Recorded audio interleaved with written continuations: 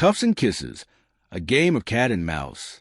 The next few days felt like they existed in a strange haze for Ryan. He couldn't shake the image of Jax's smirk, the feel of his lips, the electric charge between them. The fact that it happened at all felt like some kind of wild, fleeting dream that he could either wake up from or fall deeper into. The problem was, he wasn't sure which one he wanted. It was one thing to think about chasing a criminal, to be all business and duty. But this mess of attraction and uncertainty, he didn't know how to process it. Hell, he barely understood it. And then, on the third day after their kiss, he was walking back to the patrol car after another grueling shift when he saw him. Jax. Of course.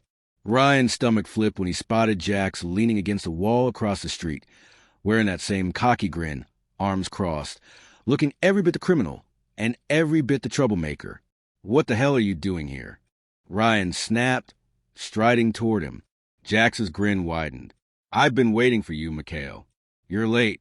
Late for what? Ryan's pulse quickened, a mixture of annoyance and something else that he refused to acknowledge. Jax's eyes sparkled with mischief. Late to admit that you're just as messed up as I am. You know about us. Ryan stopped dead in his tracks. About us, he repeated, narrowing his eyes. There is no us. I'm a cop. You're a criminal. That's as far as it goes. Jax uncrossed his arms, his body language shifting into something more predatory. Oh, sure. You're all about duty and rules and keeping things nice and clean. But deep down, I know what you're thinking. He took a step forward, closing the distance between them. You're thinking about that kiss. You're thinking about how you want to do it again. Ryan's mouth went dry. He wanted to argue, to push Jax away, to remind himself of all the reasons this was a terrible idea. But he couldn't, because Jax was right. Look, Ryan said, trying to gather his thoughts, his voice less steady than he would have liked. I'm not that kind of guy. I can't just throw everything away for one impulsive mistake. Jax's smile softened, and for a brief moment, Ryan thought he saw something different in his eyes. Something real. I'm not asking you to throw anything away. I'm just asking you to admit that I'm right, that I'm your kind of bad, and you know it. Ryan was silent for a long moment, the weight of Jax's words sinking in. Maybe it was the exhaustion from the week. Maybe it was the pull of whatever twisted attraction they had. Or maybe it was just that damn smile. But whatever it was, Ryan couldn't deny it anymore. You really think you got me figured out, don't you? Ryan finally muttered, running a hand through his hair. He was both frustrated and fascinated by Jax, who had this way of seeing right through him, getting under his skin without even trying. I don't have to figure you out, Jax said, his voice low, almost coaxing. You're already telling me everything I need to know. You're just too scared to admit it. Ryan sighed, frustration mixing with something else, something that felt dangerous.